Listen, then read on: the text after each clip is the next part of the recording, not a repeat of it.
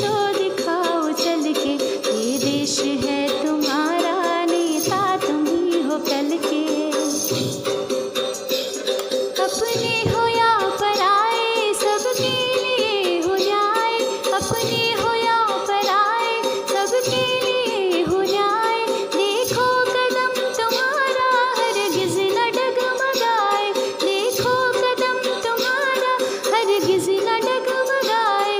रास्ते बड़े कठिन है, चलना संभल संभल के, रास्ते बड़े कठिन है, चलना संभल संभल के। इंसाफ की डगर पे बच्चों दिखाओ चल के, ये देश है तुम्हारा, नेता तुम ही हो कल के। इंसानियत के सर पर इज्जत का ताज रखना, इंसानियत के सर पर इज्जत का ताज रखना। तन मन भी भेंट देकर भारत की लाज रखना, तन मन भी भेंट देकर भारत की लाज रखना। जीवन नया मिलेगा अंतिम चिता में जल के, जीवन नया मिलेगा अंतिम चिता में जल के। इंसाफ की डगर पे बच्चों दिखाओ चल के, ये देश है तुम्हारा, नेता तुम ही हो कल के। इंसाफ की डगर पे बच्चों दिखाओ चल के, ये देश है तुम्हारा, नेता तुम ही हो कल के। गुड मॉर्निंग बच्चों, प्रस्तुत है आज का सुविचार। तो आज का सुविचार है, बुद्धिमान व्यक्ति दूसरों की गलतियों से सीखता है। From the errors of others a wise man corrects his own. इसलिए बच्चों, हमें आगे बढ़ते रहने के लिए दूसरों से होने वाली त्रुटियों से सीख लेकर उनमें सुधार कर हिम्मत रखनी चाहिए। सफलता अवश्य प्राप्त होगी। समझदार व्यक्ति की यही पहचान है। धन्यवाद। नमस्कार। मिशन अभ्युदय प्रार्थना सभा के अंतर्गत वर्ड ऑफ द डे में आज Q, QUEUE, Q. Q miss होता है कतार, पंक्ति में खड़े होना। धन्यवाद। सुप्रभात प्यारे बच्चों। और अब आज की पहेली। हाथी जैसी मस्त चाल, गैंडे से भी मोटी खाल, सड़क बनने से पहले उसी की देख लो चाल। एक बार फिर से। हाथी जैसी मस्त चाल, गैंडे से भी मोटी खाल, सड़क बनने से पहले उसी की देख लो चाल। सोचिए। बिल्कुल ठीक सोचा। इसका उत्तर है रोड रोलर। धन्यवाद। नमस्कार। इतिहास के पन्नों से 1886 में आज ही अमेरिका के आविष्कारक और रसायन शास्त्री मार्टिन हेल ने एल्यूमीनियम की खोज की। यह दिन हमारे जीवन की एक अहम वस्तु को समर्पित है। वह वस्तु है एल्यूमीनियम, जो हमारे जीवन में काफी अहमियत रखता है। हमारे रोजाना की चीजों में भी इसका इस्तेमाल होता है, जैसे रोटी लपेटने के लिए इस्तेमाल होने वाली एल्युमिनियम की फॉइल। खाना बनाने के बर्तन भी एल्युमिनियम के बने होते हैं। एरोस्पेस इंडस्ट्री में इसका इस्तेमाल होता है। परिवहन के साधनों और इमारतों में भी इसका इस्तेमाल होता है। 1947 में आज ही दुनिया को मानक में पिरोने वाले अंतर्राष्ट्रीय मानकीकरण संगठन की स्थापना हुई। आज के लिए इतना ही। धन्यवाद। नमस्कार। आज के विशेष में हम चर्चा करेंगे इंटरनेशनल ऑर्गेनाइजेशन फॉर स्टैंडर्डाइजेशन, यानी कि अंतर्राष्ट्रीय मानकीकरण संगठन, जिसे अधिकतर ISO कहा जाता है।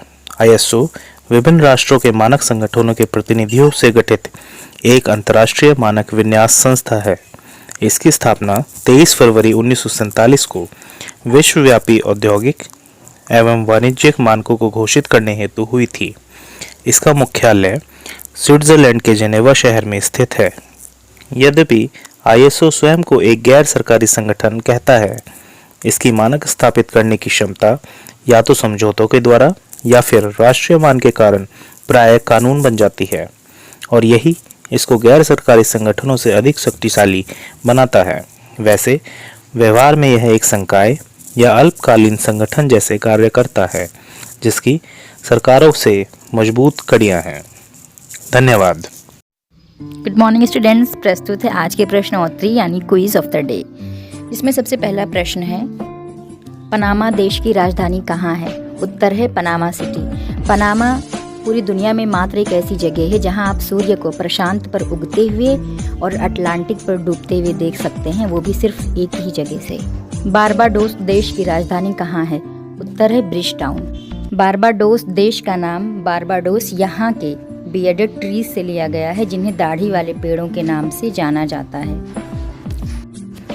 अल साल्वाडोर देश की राजधानी कहाँ है? उत्तर है सान साल्वाडोर। अल साल्वाडोर मध्य अमेरिका का सबसे छोटा व सबसे ज़्यादा घनी आबादी वाला देश है। हैती देश की राजधानी कहाँ है? उत्तर है पोर्ट ऑफ प्रिंस। हैती देश में लॉटरी में लोगों का विश्वास है। मुर्गे की लड़ाई बहुत लोकप्रिय है। ओके बच्चों, थैंक यू। सुप्रभात बच्चों, प्रस्तुत है आज का बाल गीत। बाल गीत का शीर्षक है चना जोर गरम। चना जोर गरम, चना जोर गरम, चना बनावे घासी राम, जिनकी झोली में दुकान। चना बनावे घासी राम, जिनकी झोली में दुकान। चना जोर गरम। चना चुरमुर बोले, बाबू खाने को मुँह खोले। चना चुरमुर बोले, बाबू खाने को मुँह खोले। चना जोर गरम। चना खावे तोता मैना, बोले अच्छा बना चबेना। चना खावे तोता मैना, बोले अच्छा बना चबेना। चना जोर गरम, चना जोर गरम। धन्यवाद बच्चों। नमस्कार, अब बारी है आज की कहानी की। आज की कहानी का शीर्षक है ताड़ से गिरे खजूर पर अटके। एक बार एक बगुले ने अपने बच्चों को गिद्धों से बचाने के लिए अपना घोंसला बदल दिया। उसने अपना नया घोंसला नदी के किनारे बनाया। अब वह स्वयं को सुरक्षित समझ रहा था, क्योंकि उसके नए घोंसले का पता गिद्धों या बहेलियों को नहीं था। परंतु एक दिन वहां भी एक अनदेखी मुसीबत आ गई। जब वह अपने तथा अपने बच्चों के लिए मछलियां पकड़ने गया हुआ था, तभी बाढ़ से उफनती नदी की एक लहर आई और उसके घोंसले को बहाल कर ले गई। जब बगुला लौट कर आया तो देखा उसका घोंसला और बच्चे लापता थे। बेचारा फूट फूट कर रोने लगा। उसने सोचा, मैंने गिद्धों और बहेलियों से अपने बच्चों को बचाने के लिए एक नया स्थान पर अपना घोंसला बनाया, मगर मैं तो ताड़ से गिरकर खजूर पर अटक गया। काश वर्षा ऋतु में बाढ़ से उफनती नदी के किनारे घोंसला बनाने से पहले मैंने अच्छी प्रकार सोच विचार किया होता, मगर जो हो गया उसे बदला नहीं जा सकता। निराश बगुला कुछ देर वहीं खड़ा कलपता रहा, फिर वापस चला गया और कभी लौटकर नहीं आया। तो दोस्तों, इस कहानी का निष्कर्ष है, व्यक्ति शत्रु से बच सकता है, मृत्यु से नहीं। Thank you. नमस्कार, आज मोटिवेटिव सेल्फ का विषय है सीखने का चक्र पूरा करें। जब हम किसी शब्द को पढ़ते हैं तो उसी पल हमारे मन में भीतर से भी वही आवाज़ आती है। ये आवाज़ उस वक्त नहीं आती जब हम कोई ऐसी भाषा पढ़ते हैं जिसे हम पहचान नहीं सकते। बिल्कुल यही कॉन्सेप्ट हमारे बच्चों के सीखने के साथ भी है। उन्हें वो चीज़ आसानी से याद हो जाती है जिसे पढ़ने पर उसकी ध्वनि उनके मन में सुनाई देती है। जिस शब्द की ध्वनि उनके मन में सुनाई नहीं देती, वह उसे ना ही ठीक से पढ़ पाते हैं और ना ही सीख पाते हैं। हमें इसे एक चक्र के रूप में समझना चाहिए। देखना, सुनना, बोलना और लिखना। बच्चों को कोई भी नई चीज़ सिखाने के लिए उसका सीखने का चक्र पूरा होना बहुत आवश्यक है।